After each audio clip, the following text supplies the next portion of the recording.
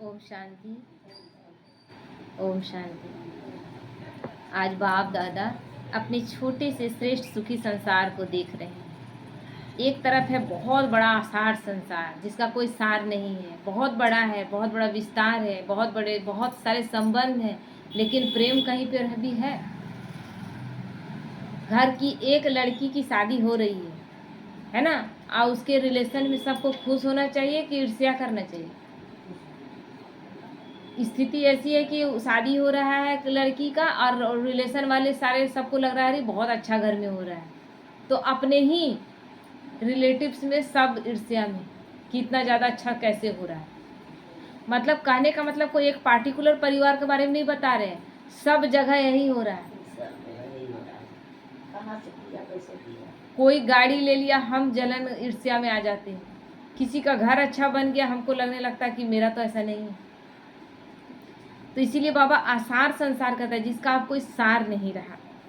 दूसरे तरफ है छोटा सा सुखी संसार, है ना, जहाँ ब्राह्मण परिवार, जहाँ एक दूसरे के प्रति हम ईर्ष्या करते हैं क्या, शुभ भावना शुभकामना रखते हैं हर एक के प्रति। इस सुखी संसार में सदा सुख शांति संपन्न ब्राह्मण आत्माएं हैं, क्योंकि पवित्रता स्वच्छता के आधार पर यह सुख शांतिमय जीवन है। जहाँ पवित्रता व स्वच्छता है वहाँ कोई भी दुख अशांति का नामो निशान हो ही नहीं सकता, है ना। जहाँ पवित्रता है, स्वच्छता है, बीमारी कहाँ पनपता है? जहाँ वातावरण प्रदूषित है, जहाँ बहुत सड़ा गला गंदगी जिसको कहते हैं, वहाँ पर जाकर बीमारी पनपता है। तो हमारे अंदर भी पवित्रता है ना, तो कोई चीज़ प्रवेश नहीं कर सकता है। सबसे जरूरी चीज़ है पवित्रता। तो जहाँ पवित्रता है वहाँ सुख शांति स्वतः होगा, उसके लिए हमको प्रयास करने का जरूरत नहीं पड़ेगा। इसीलिए सतयुग में ठीक है कि एक राजा रानी है, लेकिन प्रजा में तो सब राजा रानी जैसा जीवन नहीं रहेगा सबका। राजा से तो नीचे रहेंगे, लेकिन स्थिति सबकी एक समान होगी, है ना। कोई ये नहीं सोचेगा कि राजा का तो इतना सुख सुविधा है, मेरा थोड़ा कम है। नहीं, क्यों? क्योंकि सुख सुविधा अलग चीज़ है और शांति अलग चीज़ है, जो शांति हम यहाँ से लेकर जाएंगे। तो इस सुखी संसार में सदा सुख शांति संपन्न ब्राह्मण आत्माएं हैं, क्योंकि पवित्रता स्वच्छता के आधार पर ही यह सुख शांतिमय जीवन है। जहाँ पवित्रता व स्वच्छता है वहाँ कोई भी दुख अशांति का नामो निशान हो ही नहीं सकता। जहाँ साफ सफाई है वहाँ बीमारी का कीटाणु आएगा। हम हर रोज़ साफ सफाई कर रहे हैं, छिड़काव कर रहे हैं, फिनाइल का हर तरह से अच्छा से रख रहे हैं, तो वहाँ बीमारी का कीटाणु पनपेगा। तो हमें अपने अंदर भी देखना कि क्या क्या हम बटोर के रखे हुए हैं, क्या क्या स्टोर करके रखे हुए हैं, कितना कचरा। क्योंकि घर का साफ सफाई तो रोज़ कर रहे हैं, लेकिन मन का साफ सफाई तो हर प्रत्येक मिनट में करना होगा।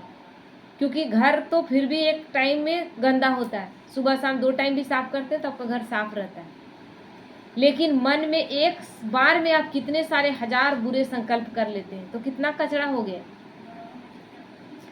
तो जहाँ पवित्रता व स्वच्छता है वहाँ कोई भी दुख शांति नहीं। पवित्रता के किले के अंदर यह छोटा सा सुखी संसार है ना। पवित्रता, क्योंकि हर ब्राह्मण आत्मा क्या कोशिश कर रही है, संपूर्ण पवित्रता धारण करने की, और पवित्रता के वाइब्रेशन के एक सुरक्षा कवच में सब है। तो किसी के साथ गलत हो सकता है? अगर पवित्रता के किले के संकल्प द्वारा भी बाहर जाते हो तब दुख और अशांति का प्रभाव अनुभव करते हो, है ना। इस किले के अंदर है, यानी बाबा की छत्र छाया के अंदर है, बाबा के श्रीमत के अनुसार चल रहे हैं, तो कभी भी दुख हमारे अंदर हमला नहीं कर सकता है। जहाँ हम इससे बाहर निकल जाते हैं तभी दुख अशांति प्रवेश करती है। तो यह बुद्धि रूपी पांव किले के अंदर रहे तो संकल्प तो क्या, जीव स्वप्न में भी दुख अशांति की लहर नहीं आ सकती। दुख और अशांति का जरा भी अनुभव होता है तो अवश्य कोई न कोई अपवित्रता का प्रभाव। आप दुख अशांति का फीलिंग कर रहे हैं, यानी कोई न कोई अपवित्रता है। पवित्रता सिर्फ कामजीत जगतजीत बनना यह नहीं है, लेकिन काम विकार का वंश सर्व की हद कामनाएं, हद की कामनाएं। काम विकार बस वही नहीं है कि एक ब्रह्मचर्य में आ गए और सब कुछ ठीक कर लिया। बहुत सारी कामनाएं हैं जिसका कोई अंत नहीं। हर एक कामना का मेरे अंदर भगवान मिला, अब हमको और कुछ नहीं चाहिए। तो बाबा कहते हैं पवित्रता सिर्फ काम जीत जगत जीत बनना यह नहीं है, लेकिन काम विकार किसी भी तरह की कामना, काम जीत अर्थात सर्व कामनाओं को जीत लेने वाला, जिसके अंदर कोई अब कुछ पाने का इच्छा ही न रहे, है ना। जो भरपूर है उसको कोई इच्छा रहेगा। अब लक्ष्मी है, भरपूर है, लक्ष्मी को हम देते हैं कि लक्ष्मी हमको देती है? लक्ष्मी भरपूर है, उसको हम क्या देंगे? वो न देती है। अच्छा, वो भरपूर है तो उसके अंदर कामना रहेगा कि हमको ये चाहिए वो चाहिए? वो स्वयं भरपूर है, तो स्वयं भरपूर बनना है। तो क्योंकि कामनाएं अनेक विस्तार पूर्वक हैं। कामना एक है वस्तुओं की, दूसरी व्यक्ति द्वारा हद के प्राप्ति की कामना है, तीसरी संबंध निभाने में भी हद की कामनाएं अनेक प्रकार की उत्पन्न होती है, चौथी है सेवा भावना में भी हद की भावना उत्पन्न हो जाती है ना, कि मेरा नाम मान शान हो, हम करें, मेरे हमको लोग जाने। तो इन चार ही प्रकार कामनाओं को समाप्त करना अर्थात सदा के लिए दुख अशांति को जीतना। तो क्या क्या बोला, ध्यान से देंगे। किसी वस्तु की कामना नहीं करनी है, विनाशी है, उसकी कामना में परेशान रह के हम टाइम बर्बाद क्यों करें। दूसरा है व्यक्ति द्वारा हद के प्राप्ति की कामना, कि कोई व्यक्ति मेरा कुछ न कुछ पूर्ति करे, है ना, चाहे वस्तु से करे, चाहे उससे हम कोई मेरा मान सम्मान करे, किसी भी तरह का, है ना। तीसरी है संबंध निभाने में भी, है ना, हमको मान सम्मान दिया जाए, हमको मेरे हर बात में हमको पूछा जाए। संबंधों में बोलते हैं ना कि हमको तो पूछा ही नहीं गया, मेरे बिना पूछे इतना बड़ा काम हो गया। चौथी है सेवा भावना, सेवा भी कर रहे हैं तो उसमें भी हद की भावना है कि हम करते, मेरा नाम होता, लोग हमको जानते। जबकि कामना क्या होना चाहिए, सेवा में कोई कामना नहीं होना चाहिए। सेवा मतलब निस्वार्थ सेवा, है ना, दूसरों का कल्याण, बस यही पर्पस से और कुछ नहीं। तो इन चार ही प्रकार की कामनाओं को समाप्त करना ही दुख अशांति को जीतना है। अब अपने आप से पूछो, इन चार ही प्रकार कामनाओं को समाप्त किया है कि अभी भी बाकी?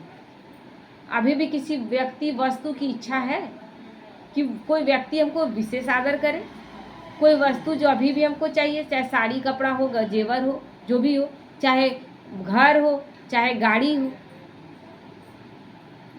कोई जमीन हो, क्या ऐसा कोई कामना करके चल रहे हैं क्या? ये अपना चेकिंग करना है ना। कोई भी विनाशी वस्तु अगर बुद्धि को अपनी तरफ आकर्षित करती है तो जरूर कामना का रूप लगाव कहीं ना कहीं है, वो चीज़ हमको चाहिए। रॉयल रूप में शब्द को परिवर्तन करके कहते हो कि इच्छा नहीं है लेकिन अच्छा लगता है। इच्छा नहीं है लेकिन अच्छा लगता है, तो अच्छा क्यों लगा? इच्छा है ही नहीं तो अच्छा क्यों लगेगा? जब इच्छा लेने का रहेगा तब ना अच्छा लगता है। चाहे वस्तु हो व व्यक्ति हो, लेकिन किसी के प्रति भी विशेष आकर्षण है तो वही वस्तु व व्यक्ति ही अच्छा लगता है। तो ये क्या है? ये कामना है, ये अपनी चेकिंग करनी है, ये कामना है, काम विकार है। इच्छा है, सब अच्छा लगता है, ये यथार्थ है ना। बाबा के बच्चे क्या बोलते हैं, सब एक समान स्थिति, यानी सब हमको एक समान लगे, कोई विशेष नहीं, कोई किसी में खास कोई लगाव है, यानी वो काम विकार है। लेकिन यही अच्छा लगता है, ये यथार्थ है, झूठ है, गलत है, ऐसा नहीं होना चाहिए। यह इच्छा का रॉयल रूप है। चाहे किसकी सेवा अच्छी लगती, किसी की पालना अच्छी लगती, किसी के गुण अच्छे लगते, होता है ना, किसी की मेहनत अच्छी लगती, किसी के त्याग अच्छा लगता, किसी का स्वभाव अच्छा लगता, लेकिन अच्छाई की खुशबू लेना और अच्छाई को स्वयं भी धारण करना अलग बात है ना। अच्छा लगना और उसको धारण करना, बाबा कभी नहीं बोला कि अच्छा लग रहा है बस उसी में आप लगे रहो। हम उसके अंदर वो अच्छाई है, हम वो अच्छाई धारण कर ले, और क्या कहें उसकी अच्छाई है ये नहीं, भगवान ने उसे ये अच्छाई दी है, ये विशेषता भगवान ने दी, ये गुण उस भगवान ने उसे दिया। मेरे अंदर भी ये विशेषता है ना, उससे वो गुण हमें उठा कर ले लेना है।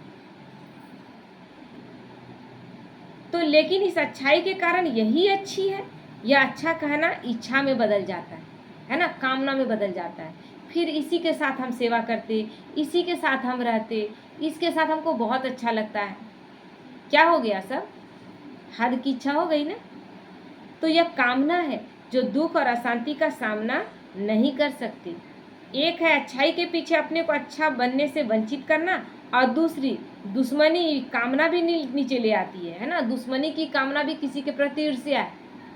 तो एक है प्रभावित की कामना कि उसके प्रभाव में आ गए। दूसरी है किसी से वैर व ईर्ष्या की भावना, ये भी कामना ही है ना। वो क्यों आगे बढ़ रहा है, वही क्यों आगे बढ़ रहा है, तो वह भी सुख और शांति को समाप्त कर देती है। मन ही मन लगता है वो क्यों आगे बढ़ रहा है, हम क्या करें कि हम उससे आगे बढ़ जाएं, है ना।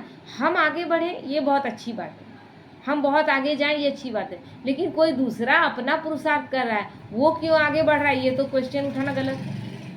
वो तो उसका अपना है ना। अब कोई दिन रात एक कर दिया कि हम फर्स्ट डिवीजन आए, और हम बैठ के यहाँ पर कुड़ते रहे कि वो फर्स्ट डिवीजन क्यों आए, तो ये मेरी गलती है।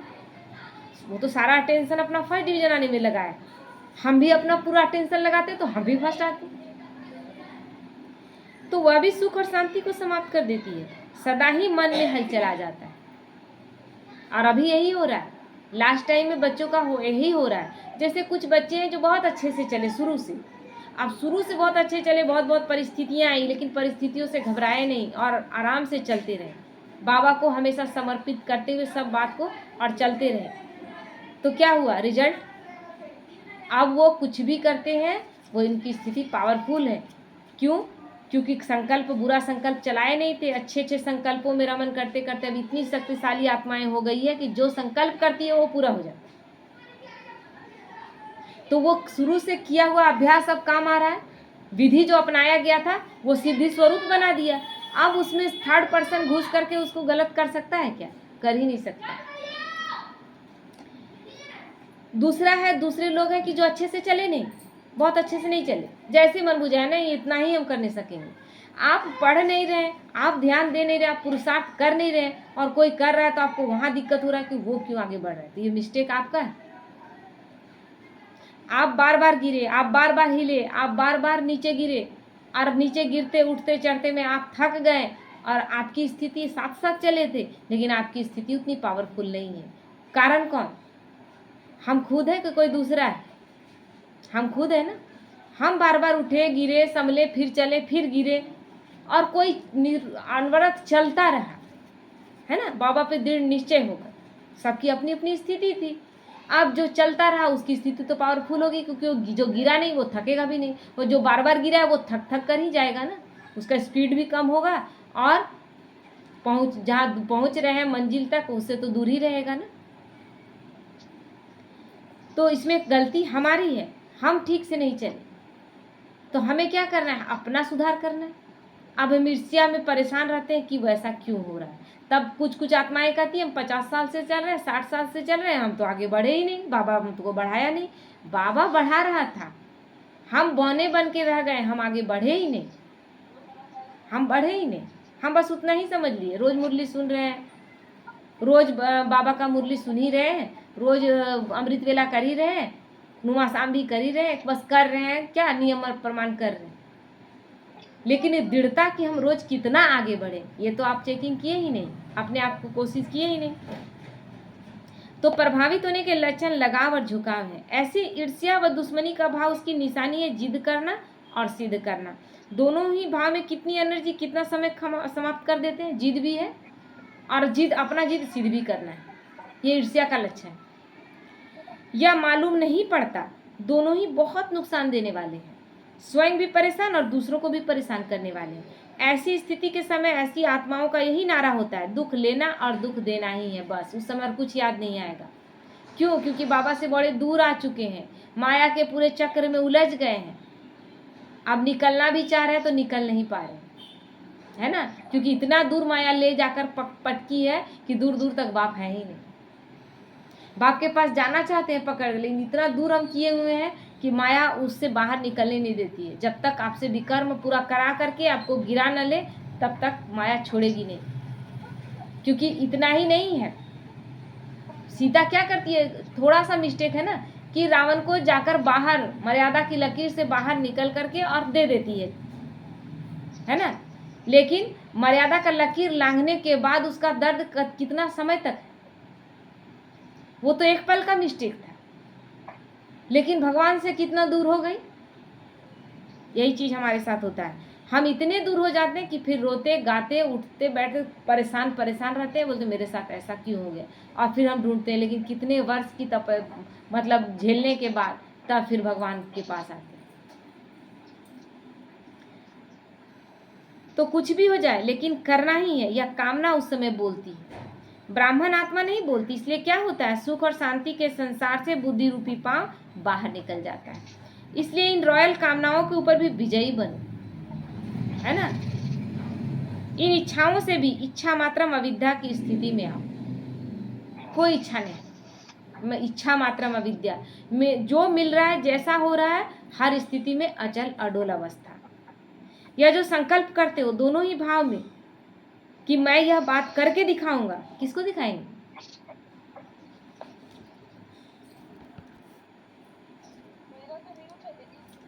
नहीं, तो बाबा कहते हैं दोनों ही भाव में कि मैं यह बात करके दिखाऊंगा। किसको दिखाएंगे? बाप को या ब्राह्मण परिवार को? किसको दिखाएंगे? जिद कर रहे हैं इस समय आप, किसी को नहीं, इस समय आप जिद में हैं, हम करके दिखाएंगे। तो ऐसे समझो, यह करके दिखाएंगे नहीं लेकिन गिर के दिखाएंगे, क्योंकि जिद किससे कर रहे हैं? भगवान से कर रहे हैं ना। तो यह कमाल है क्या जो दिखाएंगे? गिरना देखने की बात है क्या? आप तो गिर रहे हैं। आप करें मैं करके दिखा दूंगा, मैं आगे बढ़ के दिखा दूंगा, ये बोल अभिमान के हैं, अहंकार के हैं। तो यह हद की प्राप्ति का नशा, मैं सेवा करके दिखाऊंगा, मैं नाम वाला करके दिखाऊंगा, यह शब्द चेक करो, रॉयल है लेकिन क्या है? अहंकार है। कहते हो शेर की भाषा लेकिन बनते हो बकरी, है ना। बाबा बकरी कहता है, अहंकारी आदमी यानी बकरी। शेर को कभी भी जरूरत नहीं पड़ता है अपना बात बोलने का, मैं शेरू चिल्लाता है वो, क्या मैं शेरू, मैं शेरू, उसकी एक दहाड़ काफी। तो जैसे आजकल कोई शेर का, कोई हाथी का, कोई रावण का, कोई राम का फेस डाल देते हैं ना, तो या माया शेर का फेस लगा देती। मैं यह करके दिखाऊंगा, यह करूंगा, लेकिन माया अपने बस करके बकरी बना देती है। मैं करने लगते, मैं बकरी बाबा क्यों बोला क्योंकि कहेंगे कि शेर हूं मैं, लेकिन कह क्या रहे हैं? मैं। बकरी क्या करती है? मैं करती है ना, मैं ये कर दूंगा, मैं वो कर दूंगा, मैं ऐसे कर दूंगा, मैं शेर हूं, मैं ये कर दूंगा। तो मैं आ रहा है ना, मैं बकरी सिंह थोड़ी करता है, शेर करता है मैंपन आना, अर्थात कोई न कोई हद की कामना के बसीभूत होना। यह भाषा युक्ति युक्त बोलो और भावना भी युक्ति युक्त रखो। बोलते वक्त युक्ति युक्त बोलना है। हाँ ठीक है, मुझे करना है, मुझे बाबा की बहुत सेवा करनी है, लेकिन ये बात किससे करना है? अपने आप से करना है, बाबा से करना है। ये अहंकार के बोल नहीं कि हम करके दिखा देंगे, कोई हमको टाइम दे कि नहीं दे, कोई हमको सेवा करवाए कि नहीं करवाए, लेकिन हम पूरा दुनिया में छा जाएंगे। ये सब बाबा के बच्चों के बोल नहीं है। तो यह होशियारी नहीं, लेकिन हर कल्प में सूर्यवंशी से चंद्रवंशी बनने की हार खाना है। कल्प कल्प चंद्रवंशी बनना ही पड़ेगा। तो यह हार हुई या होशियारी हुई? होशियारी हुई कि हार हुई? हार हुई ना। तो ऐसी होशियारी नहीं दिखाओ, ना अभिमान में आओ ना अपमान करने में आओ। दोनों ही भावनाएं, शुभ भावना शुभ कामना दूर कर लेती है। इसलिए चेक करो, जरा भी संकल्प मात्र भी अभिमान व अपमान की भावना रह तो नहीं गई है, ये चेक करना। अपना चेकिंग, कोई मैं मेरापन तो नहीं रह गया है, कोई अभिमान की भावना तो नहीं रह गई है। इसलिए यह कभी भी सोमान की स्थिति में फिर स्थित नहीं हो सकता अगर अभिमान या अपमान की भावना है। सोमान सर्व कामनाओं से किनारा कर देगा और सदा सुख के संसार में, सुख शांति के सागर में झूलते रहेंगे, है ना। सुख के झूले में झूलते रहेंगे। सोमान ऊंचा उठाता है और अभिमान नीचे ले जाता है। सोमान क्या है कि मैं परम पवित्र आत्मा हूँ। सोमान क्या है कि मैं बहुत श्रेष्ठ आत्मा हूँ। लेकिन अभिमान क्या है कि मैं ही श्रेष्ठ आत्मा हूँ। ये अभिमान हो गया। मैं भाग्यशाली आत्मा हूँ, बहुत अच्छा है, लेकिन मैं ही केवल भाग्यशाली हूँ, ये अभिमान हो गया। क्योंकि केवल शब्दों का हेरफेर है समझने का, है ना। थोड़ी सी सूक्ष्म से सूक्ष्म भावना और शब्द मिल गया, वही अभिमान का रूप ले लिया, और नहीं तो फिर वही सब सोमान का रूप ले लिया, है ना। सोमान ऊंचा उठाता है, अभिमान नीचे गिरा देता है। ओम शांति।